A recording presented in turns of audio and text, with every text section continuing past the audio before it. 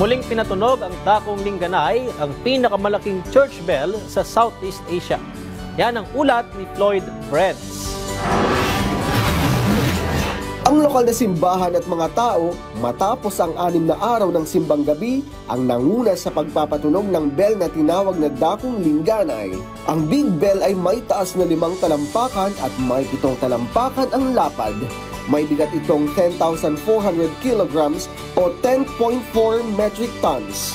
Ayon sa komunidad, ang bell ay naitala sa kinalalagyan nito mula noong una itong naisabit at hindi pa natanggal.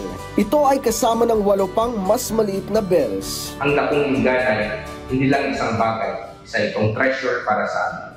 It is a symbol of a nice heritage and pride.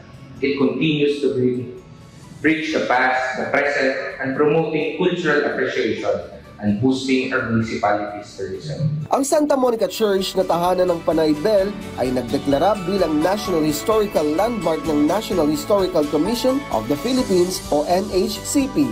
Ang dakong Lingganay bilang mahalagang cultural icon ng bayan ng Capiz ay sumasalamin sa kayamanan ng ating lahi sa larangan ng turismo, kultura at tradisyon. Kasama si Alex Lumaque, Floyd Brents para sa Pambansang TV sa Bagong Pilipinas.